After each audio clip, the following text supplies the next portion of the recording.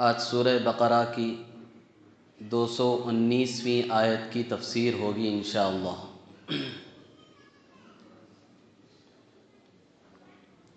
الحمد للہ نحمده ونستعینه ونستغفره ونؤمن به ونتوکل علیہ ونعوذ باللہ من شرور انفسنا ومن سیئات اعمالنا من يهده الله فلا مضل له ومن يضلله فلا هادي له ونشهد أن لا إله إلا الله وحده لا شريك له ونشهد أن سيدنا ونبينا ومولانا محمدا عبده ورسوله أما بعد فأعوذ بالله من الشيطان الرجيم بسم الله الرحمن الرحيم يسألونك عن الخمر والميسر قل فيهما إثم كبير ومنافع للناس وإثمهما أكبر من نفعهما صدق الله العظيم۔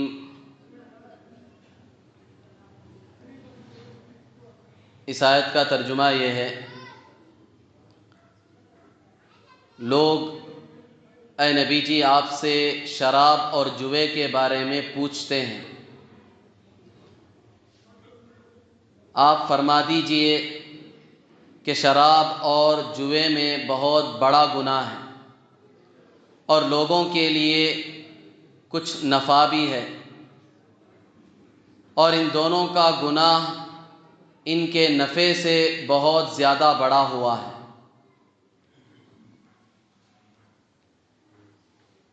بزرگان محترم، معزز خواتین اسلام،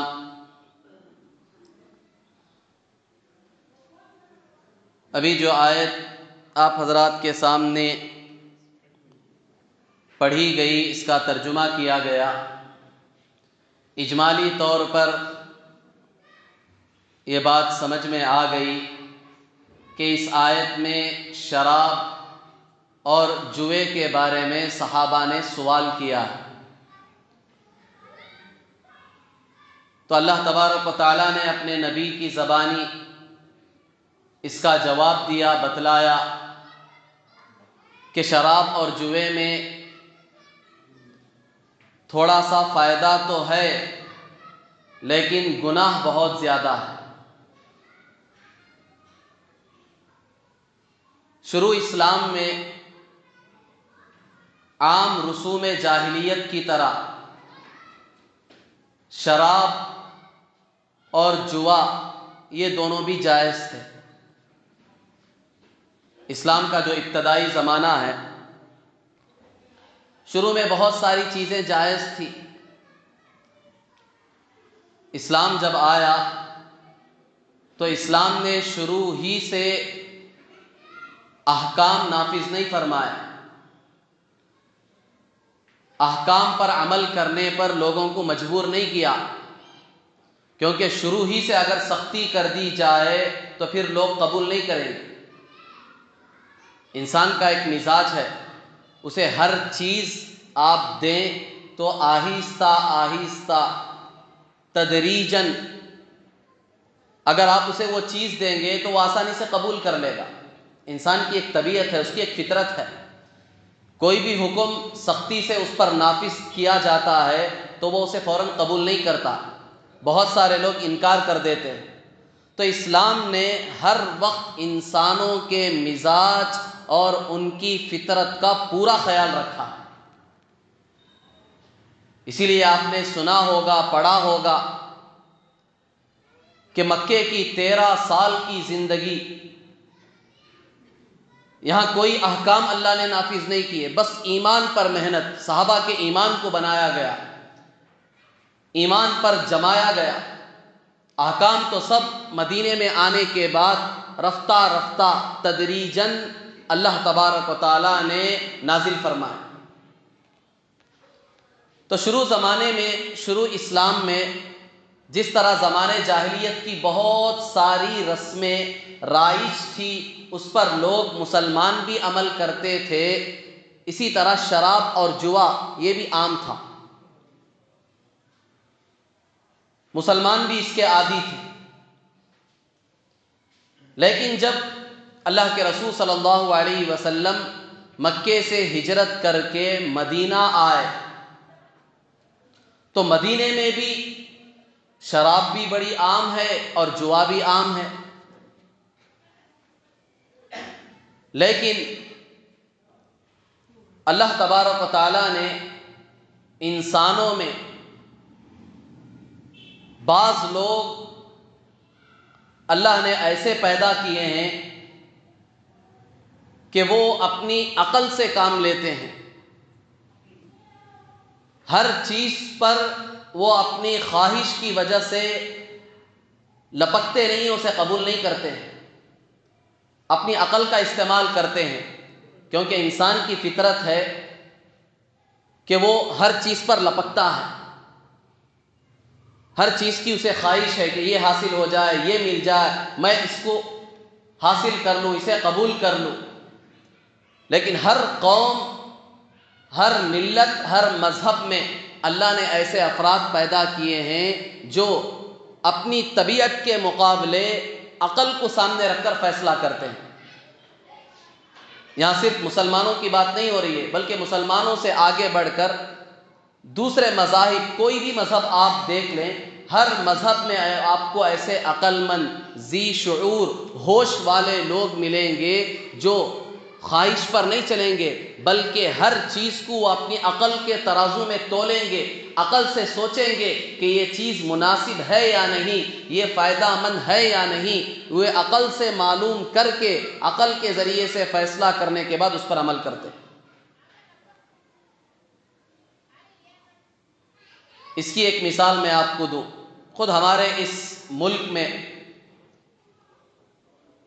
جو غیر مسلم ہمارے بھائی ہیں، ان کے بہت سارے تہوار ہوتے ہیں، بہت سارے ان کے عیدیں ہیں، سال میں بے شمار ہیں۔ اب ان میں بہت سارے تہوار، ان کے عید ایسے ہیں جن کو خود ان کے ذی شعور عقل مند لوگ پسند نہیں کرتے، وہ خود سمجھتے ہیں، اسے عقل کے ذریعے سے فیصلہ کرتے ہیں کہ یہ ہماری عید، یہ عید منانے کے لائق نہیں ہے، اس میں شور شرابہ ہے، ہنگامہ ہے، اس میں خود کو بھی نقصان ہے، دوسروں کو بھی نقصان ہے۔ میں کھلم کھلا ان عیدوں کی سراحت نہیں کروں گا، اشاروں سے آپ بات خود بخود سمجھ جائیں گے۔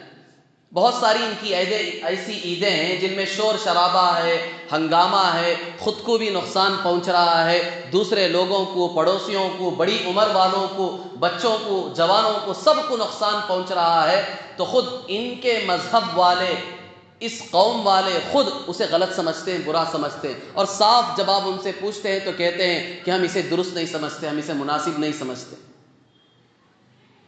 یہ ہر قوم میں ایسے لوگ موجود ہوتے ہیں جو اپنی عقل سے فیصلہ کرتے ہیں، طبیعت کے مطابق، اپنی خواہشات کے مطابق وہ نہیں چلتے۔ اسی طرح مسلمانوں میں بھی بعض افراد ایسے تھے جو شروع ہی سے شراب اور اسی طرح جوے کو پسند نہیں کرتے تھے، شروع اسلام سے نہیں بلکہ اسلام کے آنے سے پہلے سے وہ نہ جوے کو پسند کرتے تھے، نہ شراب کو پسند کرتے تھے۔ کیوں؟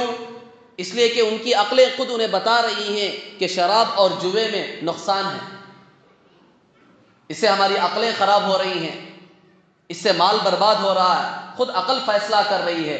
تو خود مسلمانوں میں، صحابہ میں بہت سارے ایسے تھے جو اسلام کے آنے سے پہلے سے برا سمجھتے تھے۔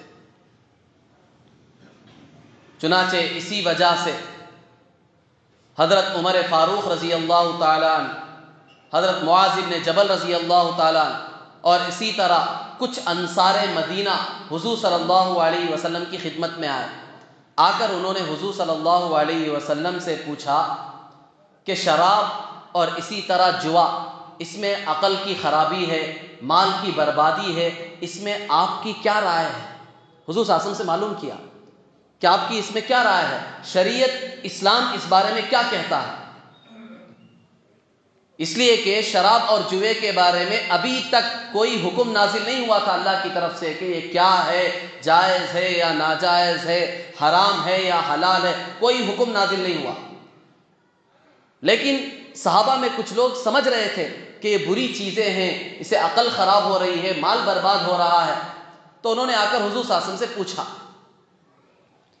تو اس وقت یہ آیت نازل ہوئی جو ابھی میں نے آپ کے سامنے پڑھ کر سنائی ہے۔ جس آیت کی آج ہم تفسیر سن رہے ہیں، یہ آیت اسی وقت اتری ہے مدینہ منورہ۔ اللہ تعالیٰ نے اس آیت میں فرمایا کہ یہ صحابہ آپ سے پوچھ رہے ہیں شراب اور جوئے کے بارے میں، اے نبی جی آپ ان سے کہہ دیجئے فیہما اسم کبیر، شراب اور جوئے میں بہت بڑا گناہ ہے، بہت بڑا گناہ ہے۔ پھر آگے اللہ تعالیٰ نے کہا وَمَنَافِعُ لِلنَّاسِ، اور لوگوں کے لیے کچھ فائدے بھی ہیں، لوگوں کے لیے کچھ فائدے بھی ہیں۔ اب یہاں شریعت کا مزاج ہمیں سمجھ میں آتا ہے، اسلام کا مزاج سمجھ میں آتا ہے، اسلام کی تعلیمات ہمیں سمجھ میں آتی ہیں کہ شریعت اور اسلام نے کبھی بھی انسانی فطرت کے خلاف، حقیقت کے خلاف کوئی بات نہیں کہی ہے، حقیقت کا کبھی انکار نہیں کیا۔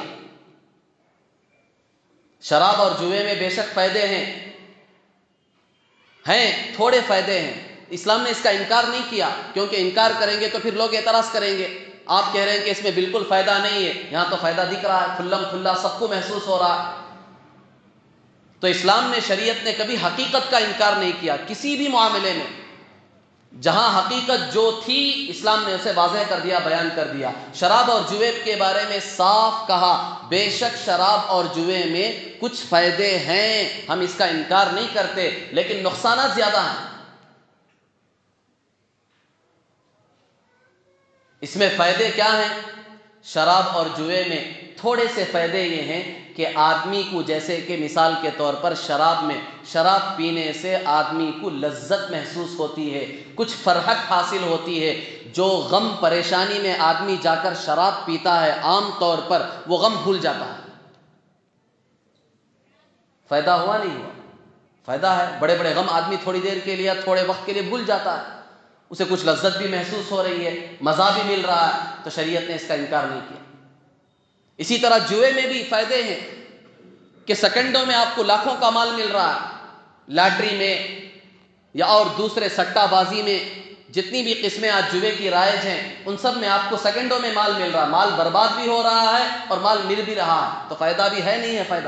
فائدہ ہے، شریعت نے انکار نہیں کیا، لیکن کہا کہ ان فائدوں سے زیادہ اس میں نقصان ہے۔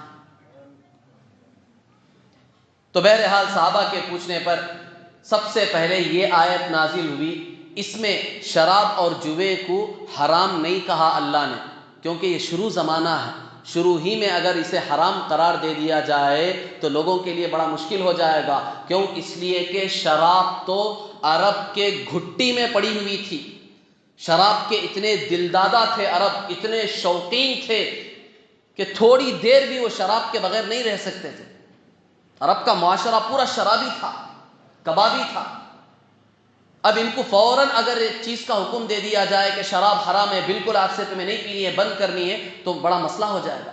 اس لیے شریعت نے بتدریج احکام نازل فرمائے، شراب کو حرام قرار نہیں دیا، بلکہ شراب کی حرمت کے لیے صحابہ کے ذہنوں کو تیار کرنے کے لیے صرف یہ بات بتائی کہ شراب میں بڑا گناہ ہے، اس میں تھوڑے فائدے تو ہیں لیکن فائدوں سے زیادہ نقصان ہے۔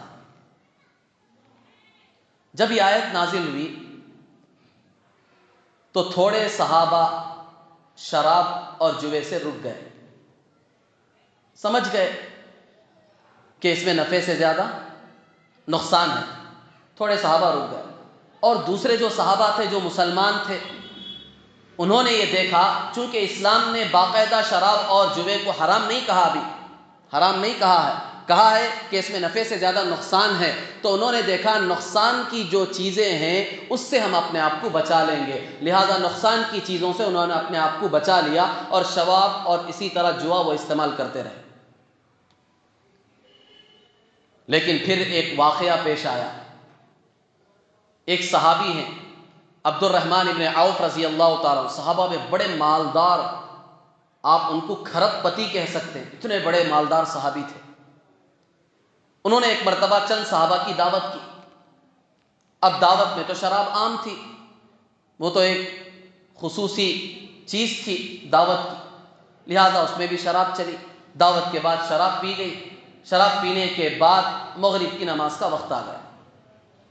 تو جتنے صحابہ تھے ان میں سے ایک صحابی کو آگے بڑھا دیا، چلو مغرب کی نماز کا وقت ہو گیا، آپ نماز پڑھائیں.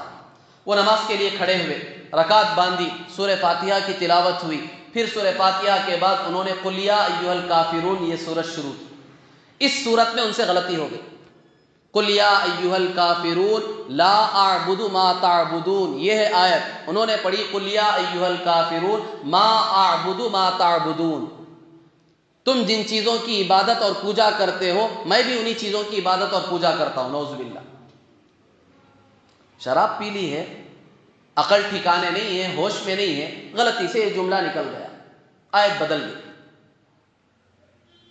تو اللہ تبارک و تعالیٰ نے فوراً آیت نازل فرمائی، یا ایھا الذین آمنوا لا تقربوا الصلاة وانتم سکارا، اے مسلمانوں نشے کی حالت میں نماز مت پڑھو.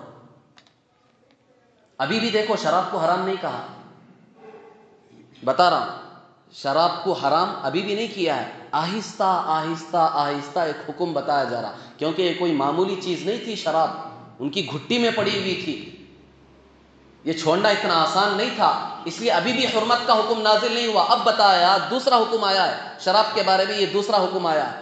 اب اس آیت میں بتایا گیا نشے کی حالت میں نماز مت پڑھو، کیونکہ یہ غلطی ہوئی ہے.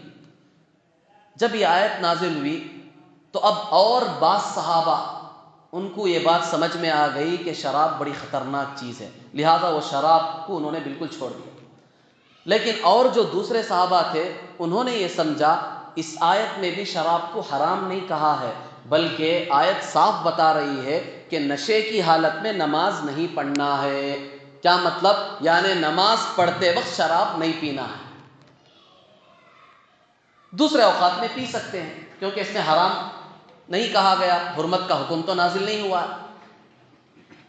چنانچہ بعض صحابہ اس کے بعد بھی شراب پینے لگے، پیتے رہے. پھر اس کے بعد ایک واقعہ اور پیش آیا. حضرت عتبان ابن مالک رضی اللہ تعالیٰ انہوں نے ایک مرتبہ چند صحابہ کی دعوت کی، جس میں سعد ابن ابی وقاص رضی اللہ تعالیٰ یہ صحابی بھی موجود تھے، بڑے درجے کے صحابی ہیں. دعوت ہوئی، دعوت ختم ہونے کے بعد شراب نوشی ہوئی، شراب کا دور جاری ہوا. اب شراب پینے کے بعد موج مستی کے طور پر شعر و شاعری شروع کی گئی.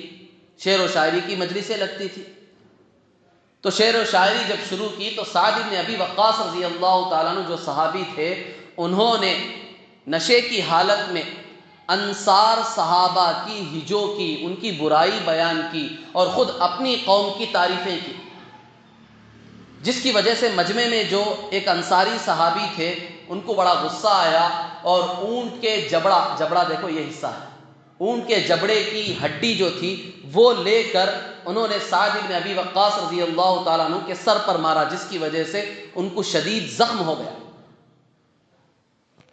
اب وہ حضور صلی اللہ علیہ وسلم کی خدمت میں پہنچے. سعد بن ابی وقاص رضی اللہ تعالیٰ عنہ جا کر انہوں نے شکایت کی، فلاں صحابی نے اونٹ کے جبڑے کی ہڈی لے کر میرے سر پر مار دیا، بہت سخت زخم آ گیا. حضور صلی اللہ علیہ وسلم نے یہ حالت دیکھی، یہ واقعہ دیکھا تو اللہ تبارک و تعالیٰ سے دعا فرمائی، اللہم بین لنا فی الخمر بیانا شافیا، اے اللہ شراب کے بارے میں کوئی واضح فیصلہ کر دے، کوئی واضح فیصلہ کر دے.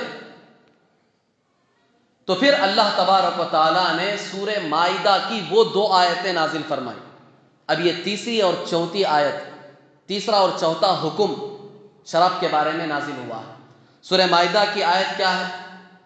اللہ تبارک و تعالیٰ نے یہ آیت نازل فرمائی، یا ایھا الذین آمنوا انما الخمر والمیسر والانصاب والازلام رجس من عمل الشیطان فاجتنبوه لعلکم تفلحون انما یرید الشیطان ان یوقع بینکم العداوة والبغضاء فی الخمر والمیسر.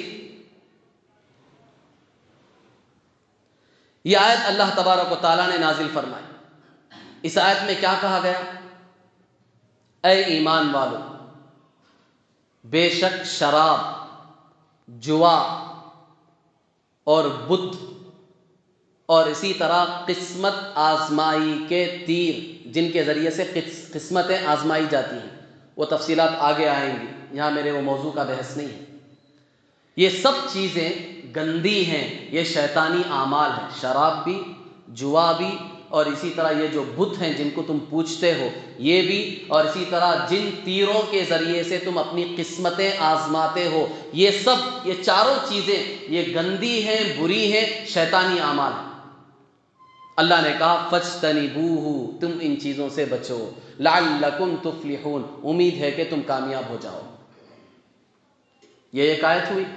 پھر آگے کی دوسری آیت میں اللہ نے کہا انما یرید الشیطان، شیطان تو چاہتا ہے کہ شراب اور جوے کے ذریعے تمہارے درمیان آپس میں بغض و عداوت پیدا کر دے، دشمنی، لڑائی جھگڑے پیدا کرے.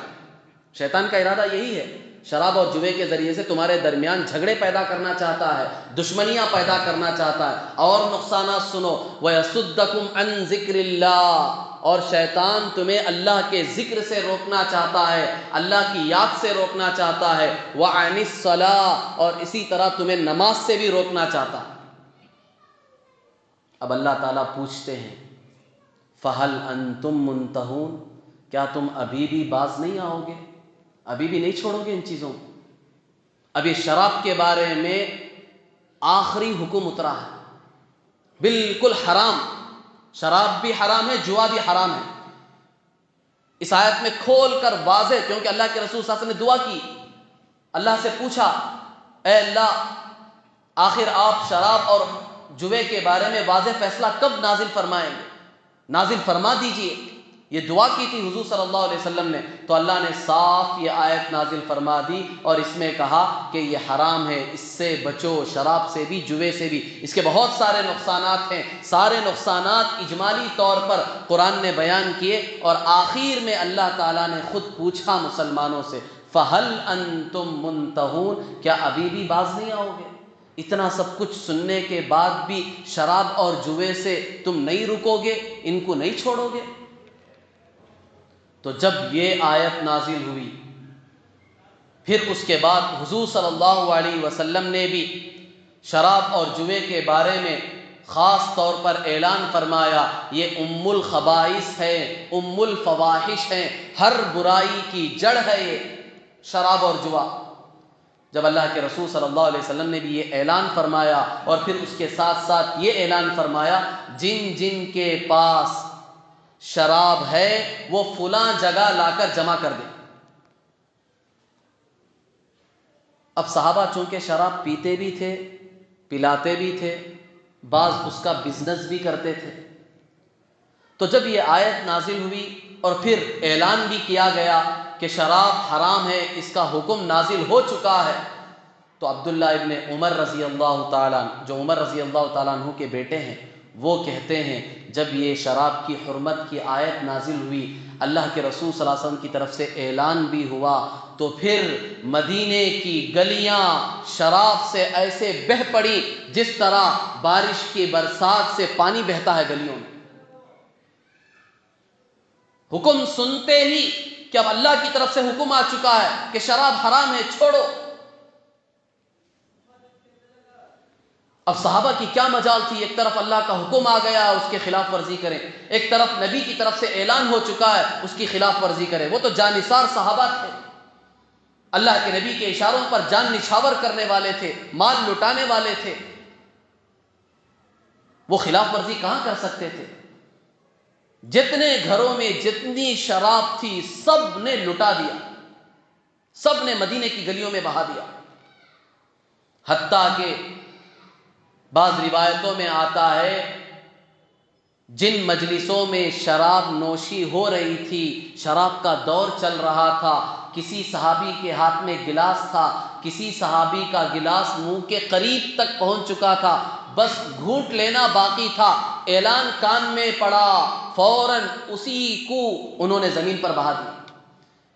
یہ بھی برداشت نہیں کیا، اسے بھی انہوں نے جائز نہیں سمجھا کہ ایک گلاس ہی تو ہے، یہ پی لوں گا اس کے بعد چھوڑ دوں گا، گھر میں ایک مٹکا ہی تو رہ گیا ہے، یہ پی لوں گا کسی کو پتہ نہیں چلے گا اس کے بعد چھوڑ دوں گا، اب یہ سٹوں گا، اسے بہاؤں گا تو ضائع ہوگا، نقصان ہوگا، اسے ختم کر لوں گا، نہیں، حکم آ گیا ہے، اعلان ہو چکا ہے، اب اس کی خلاف ورزی نہیں ہوگی، خواہ اللہ کے رسول صلی اللہ علیہ وسلم دیکھ رہے ہیں یا نہیں دیکھ رہے ہیں، کوئی ہمیں دیکھ رہا ہے یا نہیں دیکھ رہا، حکم کان میں پڑ گیا، اب پینے کی اجازت نہیں، اب خلاف ورزی نہیں کریں گے، ایک قدم نہیں، سب شراب بہا دی، جن جن کے پاس جتنی جتنی تھی، ایک نے بھی ایک گھونٹ نہیں پیا اس کے بعد۔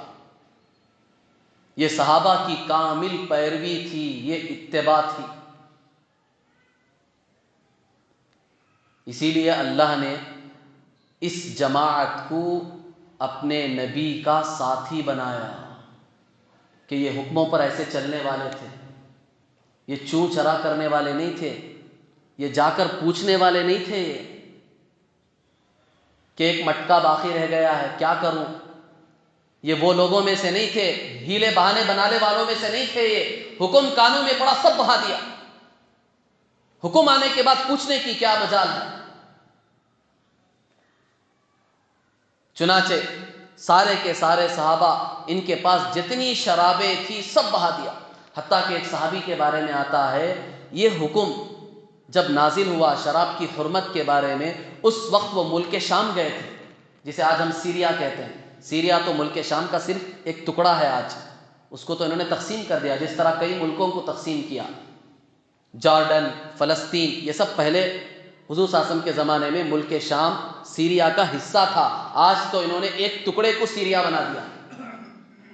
تو ملک شام سے شراب خریدنے کے لیے گئے تھے ایک صحابی، وہ شراب لے کر آ رہے تھے، جب مدینے کے قریب پہنچے تو ان کو اطلاع ملی کہ شراب کی حرمت کا حکم آ چکا ہے، شراب کو شریعت میں حرام قرار دے دیا گیا۔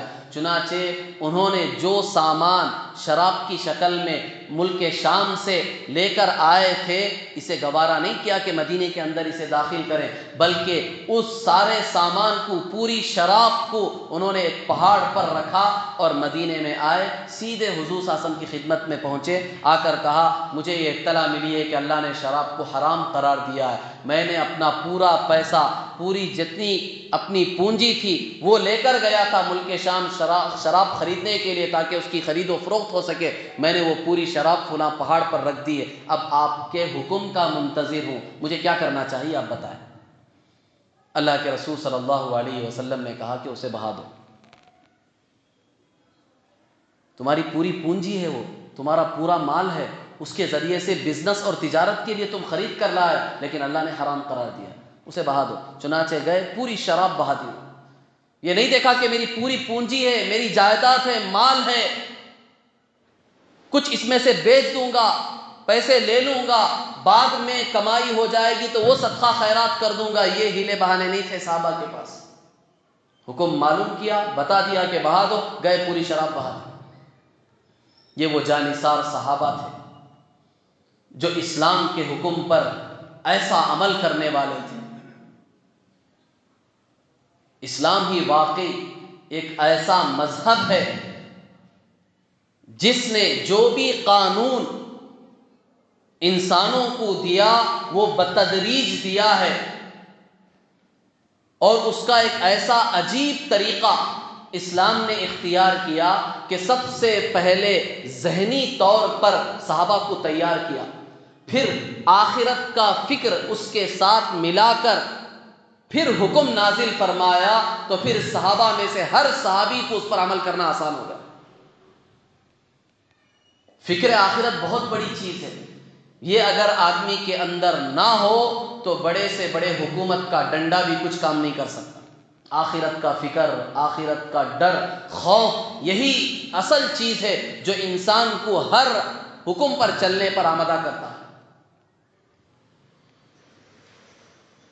تقریباً 50 سال پہلے ہوا، امریکہ کے ماہرین صحت اور اصلاحی تنظیموں نے جب یہ دیکھا کہ ملک میں شراب نوشی کی وجہ سے، شراب کی کثرت کی وجہ سے لوگ بیمار پڑ رہے ہیں، ہمارے معاشرے اور پوری سوسائٹی میں کتنا زیادہ نقصان ہو رہا ہے، اس کی وجہ سے کتنے لڑائی جھگڑے، زناکاری، قتل و غارت گری وجود میں آ رہے ہیں، جب اتنے سارے مفاسد دیکھے تو انہوں نے طے کیا کہ کسی طرح سے شراب کو بند کرنا چاہیے، کیونکہ پورا ملک بربادی کی ڈگر پر چلا گیا ہے۔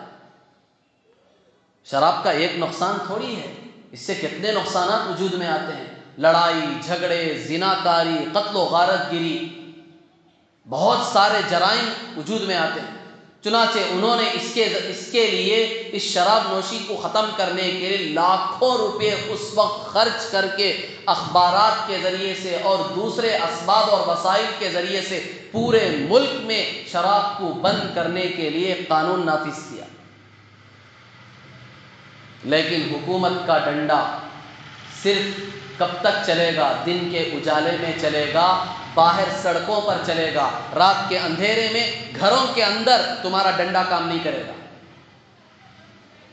رات کے اندھیرے میں تم کیا کر سکو گے؟ تمہارا کوئی قانون فالو نہیں کرے گا۔ تنہائی میں کون تمہارا قانون فالو کرے گا؟ کوئی فالو نہیں کرے گا۔ چنانچہ اندر سے بھٹیاں بنا کر وہاں سے شراب کی تقسیم ہوتی رہی، لوگ پہلے سے زیادہ شراب کے عادی ہو گئے، تو مجبور ہو کر اس ملک کو دوبارہ قانون جو بنایا تھا شراب کے نہ پینے کا، اسے واپس لینا پڑا۔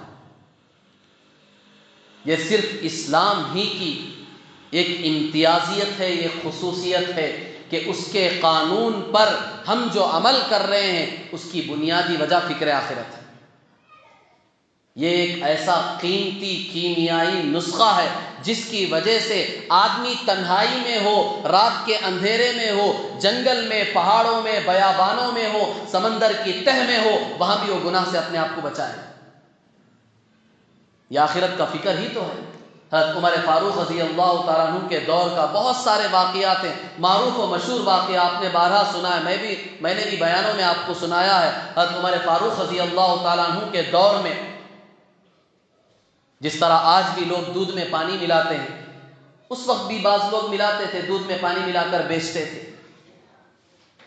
قانون کا حکومت کی طرف سے، اسلامی حکومت کی طرف سے اعلان تھا کہ دودھ میں پانی ملا کر بیچنا جرم ہے، قانوناً سخت سزا دی جائے گی۔ رات کا وقت تھا، اندھیرا تھا، گھر میں ایک بوڑھی عورت اپنی بیٹی سے کہہ رہی ہے کہ بیٹی دودھ میں پانی ملا لے، صبح دودھ بیچنا ہے۔ تو بیٹی کہنے لگی، امی جان آپ کو معلوم نہیں ہے اسلامی قانون ہے، خلیفۃ المؤمنین خلیفۃ المسلمین عمر فاروق رضی اللہ تعالیٰ عنہ کی طرف سے یہ قانون نافذ کیا گیا ہے، دودھ میں جو پانی ملائے گا وہ بڑا مجرم ہوگا۔ ماں کہنے لگی، بیٹی عمر فاروق اس وقت کہاں ہیں؟ وہ ہمیں کہاں دیکھ رہے ہیں، تو دودھ میں پانی ملا۔ تو بیٹی نے جو جواب دیا وہ جواب ہم سب کے لیے ایک بہت بڑا نمونہ ہے، سبق لینے کی چیز ہے۔ بیٹی نے کہا، امی جان عمر فاروق تو نہیں دیکھ رہے ہیں، ان کو پتہ نہیں چلے گا، لیکن عمر فاروق آپ کے اور میرے رب کا کیا ہوگا وہ تو دیکھ رہا ہے۔ وہ رات کی اندھیری میں، تنہائیوں میں، کالے پہاڑ پر کالی جو چونٹی چل رہی ہے اس کے قدموں کو وہ دیکھ رہا ہے، اس کی دلوں کی آہٹ کو وہ سن رہا ہے، اس کا کیا ہوگا؟ یہ صرف آخرت کا فکر، اللہ کا خوف، یہی ایک ایسی چیز ہے جو اسلام کی خصوصیت ہے کہ بڑے سے بڑے گناہ سے آدمی کو بچا دیتا۔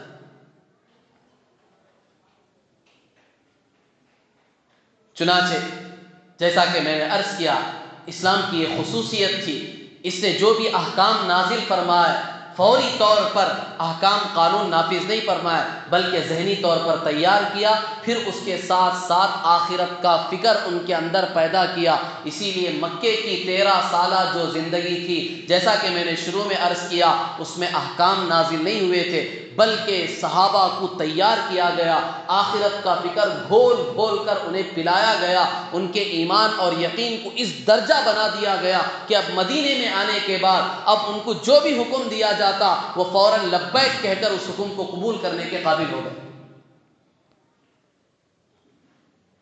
غرض بزرگان محترم، تو اس آیت میں اللہ تبارک و تعالیٰ نے شراب اور جوے کے بارے میں سب سے پہلے یہ حکم نازل فرمایا کہ اس میں بے شک تھوڑے سے فائدے ہیں لیکن نقصانات بہت زیادہ ہیں۔ مختصر طور پر آپ اسے سمجھنے کی کوشش کریں۔ شراب میں تھوڑے سے فائدے اور نقصانات زیادہ کیا ہیں؟ شراب میں جو تھوڑے فائدے ہیں، جس کو شریعت نے بھی قبول کیا، شریعت نے بھی اس کا اقرار کیا، وہ فائدے جیسا کہ میں نے شروع میں اجمالی طور پر عرض کیا کہ بے شک اس میں فرحت ہے، لذت ملتی ہے، آدمی بڑے سے بڑا غم بھول جاتا ہے، بعض مرتبہ شروع میں ابتداءً آدمی کو کچھ قوت بھی حاصل ہو جاتی ہے۔ یہ تھوڑے سے فائدے ہیں، لیکن اس کے جو نقصانات ہیں خود غیروں نے اس کا اقرار کیا ہے۔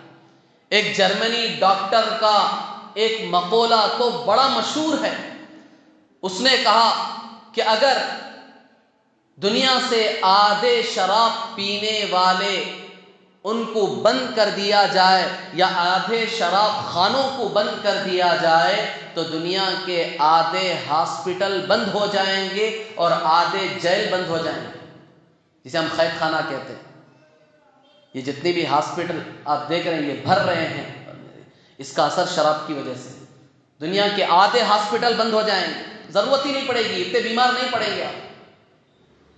یہ غیر اس کا تجربہ ہے، اس کا مشاہدہ ہے، اس سے اپنا تجزیہ پیش کیا ہے۔ اور آدھے جیل اور قید خانے بند ہو جائیں گے، کیونکہ جتنے جرائم ہو رہے ہیں ان میں سے آدھے تو اسی شراب کی نحوست کی وجہ سے۔ اور خود محققین کی تحقیق ہے کہ جو آدمی شراب پیتا ہے اس سے اس کی صحت متاثر ہوتی ہے، اس کے معدے کا جو نظام ہے وہ خراب ہو جاتا ہے، اس کے چہرے سے رونق ختم ہو جاتی ہے، اس کی قوت ختم ہو جاتی ہے اور آدمی بہت جلد بوڑھا ہو جاتا ہے۔ بظاہر آپ کو بوڑھا نظر بھی نہ آئے تو جس طرح بوڑھے آدمی کے اعضاء، اس کے پارٹس جسم کے جواب دے دیتے ہیں، کام نہیں کر پاتے، ایسے ہی ایک شرابی آدمی کے اعضاء کام کرنا چھوڑ دیتے ہیں۔ اور اس کے ساتھ ساتھ شراب کا سب سے بڑا اثر آدمی کی عقل پر پڑتا ہے۔ سب سے بڑا اثر آدمی کی عقل پر پڑتا ہے۔ سوچنے کی صلاحیت ختم ہو جاتی ہے شراب پینے سے۔ اب آپ مجھے خود بتائیں کہ آدمی اچھی اور بری چیز کا جو فیصلہ کرتا ہے کس سے کرتا ہے؟ آنکھ سے کرتا ہے یا عقل سے کرتا ہے؟ کس سے کرتا ہے؟ آنکھ تو صرف دیکھتی ہے، لیکن فیصلہ کون کرتی ہے؟ آنکھ ہماری صرف فوٹو لیتی ہے، لینے کے بعد یہ میسج عقل کو پہنچتی ہے، پھر عقل فیصلہ کر کے بتاتی ہے کہ یہ چیز غلط ہے، یہ چیز صحیح ہے، یہ چیز اچھی ہے، یہ چیز بری ہے، یہ چیز نفع بخش ہے، یہ چیز نقصان دہ ہے۔ یہ آنکھ فیصلہ نہیں کرتی، یہ تو عقل فیصلہ کرتی ہے۔ بعض چیزیں اچھی ہیں، بعض چیزیں گل سڑ گئی ہیں، ناک سے سونگھتے تو ہیں لیکن ناک اس کا فیصلہ نہیں کرتی ہے، سونگھنے کے بعد یہ میسج عقل دماغ کو پہنچتا ہے تو دماغ فیصلہ کرتا ہے۔ تو شراب پینے سے سب سے بڑا اثر عقل اور دماغ پر پڑتا ہے کہ عقل اور دماغ اس کے خراب ہو جاتے ہیں، سوچنے کی صلاحیت ختم ہو جاتی ہے۔ تو پھر اس کے نزدیک اچھا کیا، برا کیا، حلال کیا، حرام کیا، یہ تمیز ختم ہو جاتی ہے۔ پھر اس کے سامنے ماں اور بہن دونوں ایک نظر آتے ہیں، کوئی امتیاز نہیں کر سکتا، وہ کوئی دونوں میں فرق نہیں کر سکتا، دوست دشمن میں وہ فرق نہیں کر سکتا، اس کی عقل کام کرنا چھوڑ دیتی ہے۔ اور پھر اس کا نقصان خاص کر ہم جو اپنے بہت سی راز کی چیزیں، راز کی باتیں چھپا کر رکھتے ہیں، شراب پینے کی وجہ سے وہ راز کی باتیں لوگوں کے سامنے آ جاتی ہیں۔ لوگ تو باقاعدہ شراب پی کر راز اگلواتے ہیں۔ آپ کو بھی معلوم ہوگا، راز اگر کسی سے اگلوانا ہے تو شراب پلا دو، نشے میں آ جائے گا، اس کی عقل ختم ہو جائے گی، اب آپ جو اس سے پوچھنا چاہیں پوچھ لو، وہ سارا اگل دے گا۔ اسے یہ پتا نہیں ہے کہ میں اپنی راز کی بات بتا رہا ہوں، میں اپنی جائیداد کے بارے میں اسے بتا رہا ہوں، میں اپنی برائی بتا رہا ہوں، میں اپنا فلاں غلطی اسے بتا رہا ہوں، اسے خود احساس نہیں ہے، جو پوچھ رہے سب جواب دے رہا ہے۔ حکومتوں کے بڑے بڑے راز اس کا افشا ہو جاتا ہے، لوگوں کے سامنے آ جاتے ہیں۔ یہ شراب کی اتنی بڑی نحوست ہے۔ اور پھر اس سے آگے مال کی کتنی بربادی ہے کہ جس جگہ آپ لوگوں نے خود دیکھا ہوگا ہمارے اس لاک ڈاؤن کے دور میں سب سے پہلے جس چیز کو اوپن کیا گیا، کھولا گیا، حکومت نے کسے کھولا؟ کسے کھولا بھائی؟ شراب کی دکانیں۔ اس کے بعد آپ نے انجام دیکھا ہوگا، رزلٹ کیا نکلا۔ کوئی کہاں کہاں پڑا ہوا تھا اسے بیان کرنے کی ضرورت نہیں، کوئی نالے میں پڑا ہوا ہے، کوئی سڑک پہ پڑا ہوا ہے۔ عجیب حال تھا لوگوں کا، عجیب دیوانگی تھی۔ لاک ڈاؤن کا دور ہے، پیسے کو لوگ ترس رہے ہیں۔ ایسے وقت میں جیسے ہی شراب کی دکانیں کھلی، لاکھوں کے لوگ لٹانے لگے پیسے اپنے۔ انہیں احساس تک نہیں ہے کہ یہ وہ وقت ہے جس وقت میں ایک ایک پیسے کو گن گن کر خرچ کیا جائے۔ لیکن جیسے ہی شراب کی دکانیں کھلی، باقاعدہ ایک سازش کے تحت وہ چیز کی گئی، اسے اوپن کیا گیا، کھولا گیا۔ لوگ جو اس کے عادی تھے دیوانہ وار اس پر ایسے لپک پڑے کہ لاکھوں کی جائیداد انہوں نے لٹا دی اس پر۔ باقاعدہ اسٹاک کر لیا انہوں نے اپنے گھروں میں، دکانوں میں لا کر۔ ملک کی معیشت کا آدھا حصہ تو شراب کی نظر ہو جاتا ہے اور لوگوں کو اس کا احساس تک نہیں ہوتا۔ اسی لیے قرآن نے کہا بے شک اس میں بہت زیادہ نقصانات ہیں، فائدے ہیں، ہم اس کا انکار نہیں کرتے، لیکن اس کے جتنے نقصانات ہیں اس کا تم اندازہ نہیں لگا سکتے کتنے زیادہ نقصانات ہیں۔ اس کی وجہ سے آدمی زنا کرے گا، اس کی وجہ سے آدمی قتل و غارت کرے گا، اس کی وجہ سے بے شمار نقصانات ہیں۔ خود قرآن نے کھول کر بیان کیا، جیسا کہ سورہ مائدہ کی آیت میں نے پڑھا، اللہ نے خود کہا انما یرید الشیطان ان یوقع بینکم العداوۃ والبغضاء فی الخمر والمیسر، کہ شراب اور جوے کے ذریعے سے شیطان تمہارے درمیان جھگڑے پیدا کرے۔ پورا محلہ سر پر اٹھا رکھا ہے ایک شرابی نے۔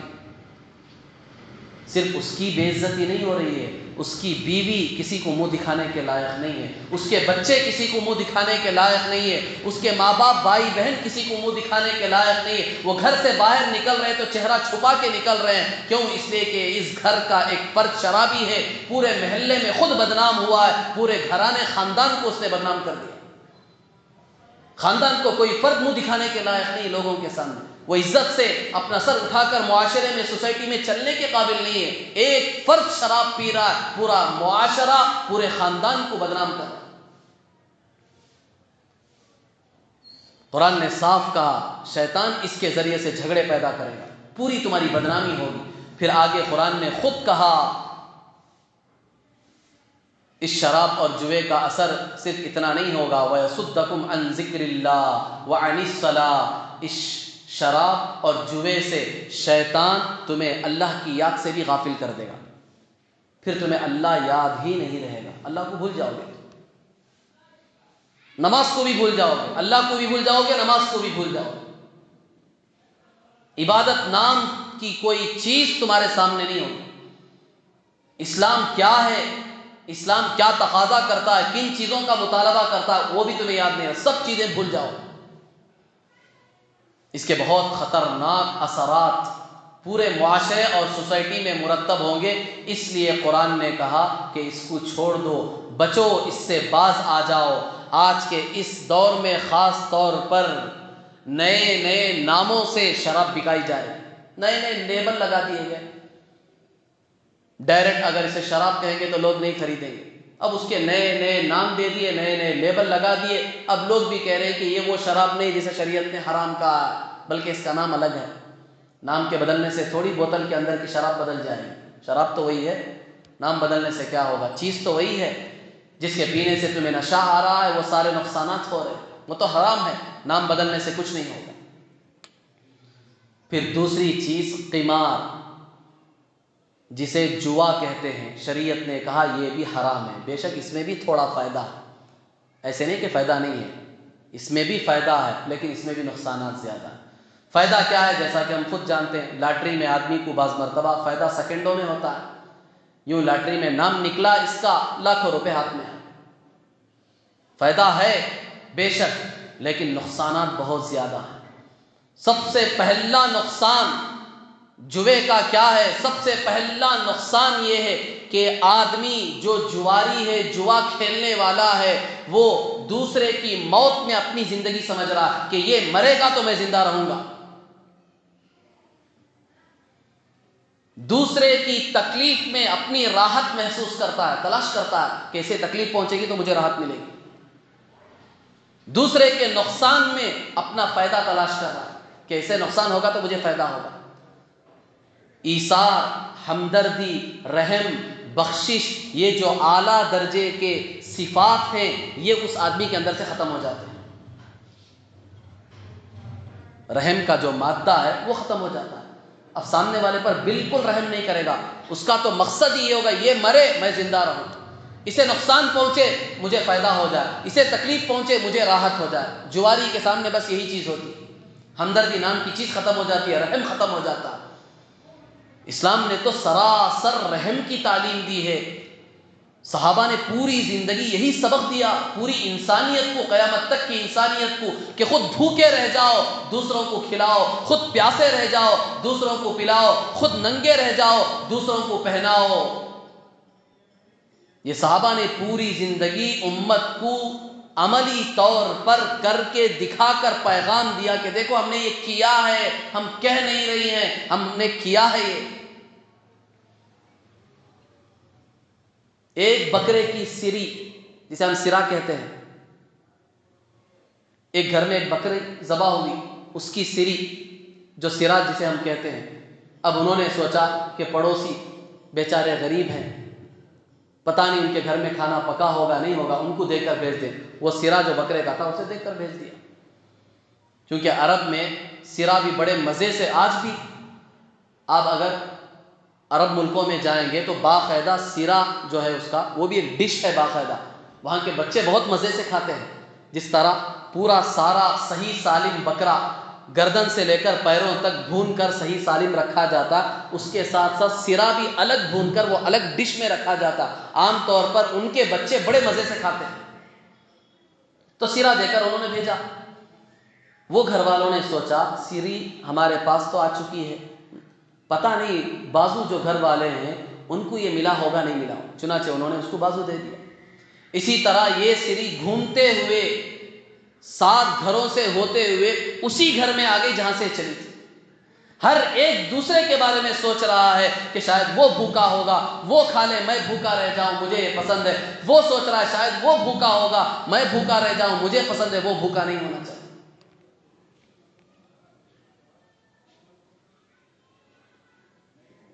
صحابہ کی کتنی مثالیں دے، عملی طور پر یہ کر کے دکھلا کر گئے ہیں، اسلام کی یہ تعلیمات ہیں، لیکن جوئے میں یہ چیز نہیں ہوگی، رحم کا مادہ ختم ہو جائے، سب سے بڑا نقصان یہ بتایا۔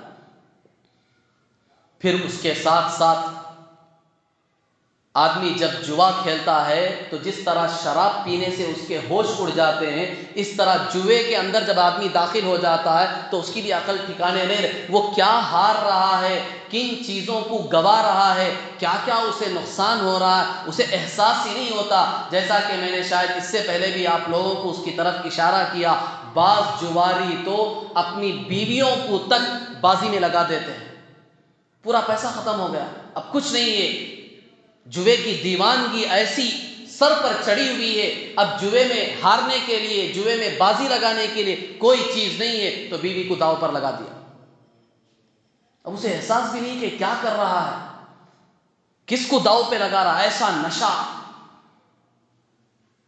اور پھر خاص طور پر جوے میں مال سب لوگوں سے سمٹ کر بڑے بڑے لوگوں کے ہاتھ میں آ جاتا ہے، ایک بڑا طبقہ غربت، تنگ دستی اور مفلسی کی زندگی گزارنے پر مجبور ہو جاتا ہے۔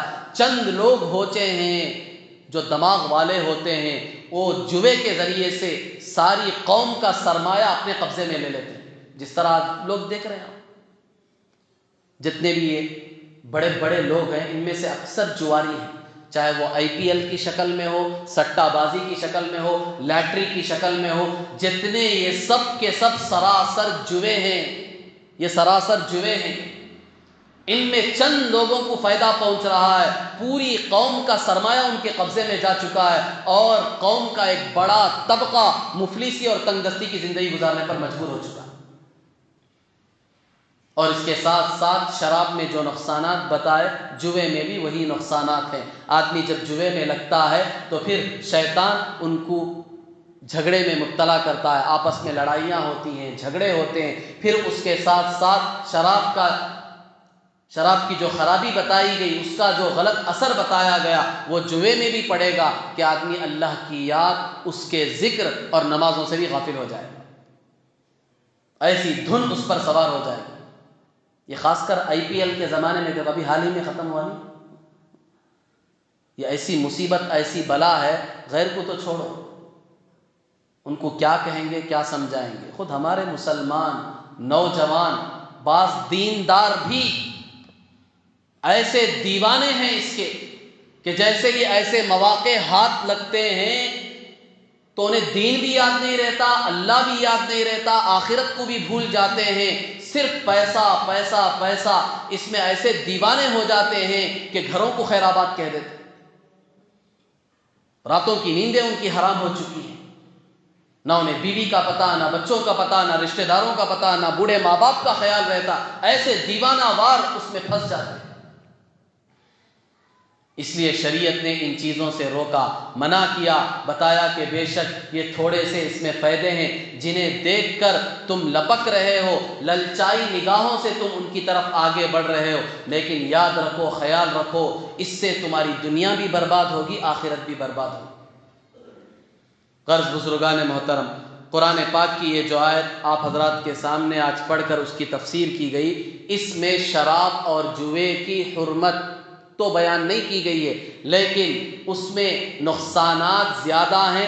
اس پہلو کو اللہ تبارک و تعالیٰ نے صحابہ کے سامنے اور پوری امت کے سامنے بیان کیا، پھر رفتہ رفتہ شراب اور جوے کے بارے میں اللہ نے احکام نازل فرمائے، جیسا کہ میں نے آپ کے سامنے اس کی تفصیل رکھی۔ سب سے پہلے یہ حکم نازل ہوا، اس کے بعد دوسرا حکم یہ نازل ہوا کہ نشے کی حالت میں نماز نہ پڑھے، اس کے بعد پھر تیسری اور چوتھی آیت جو نازل ہوئی، اس میں باقاعدہ طور پر شراب اور جوے کے بارے میں اور اس کے ساتھ ساتھ اور مزید چیزوں کے بارے میں یہ حکم دیا گیا کہ ان سے بچو، یہ حرام ہے، ان سے تمہیں بہت زیادہ نقصان پہنچے گا۔ اللہ تعالیٰ سے دعا ہے کہ اللہ تبارک و تعالیٰ ہم تمام کو صحیح معنوں میں شریعت کے احکام سمجھ کر اس پر عمل کرنے کی توفیق عطا فرمائے، اور ان بری چیزوں سے، بری عادتوں سے اللہ تبارک و تعالیٰ ہماری پوری امت مسلمہ کی اور ہماری آئندہ آنے والی نسلوں کی اللہ تعالیٰ پوری حفاظت فرمائے۔ آمین۔ وآخر دعوانا الحمد للہ رب العالمین۔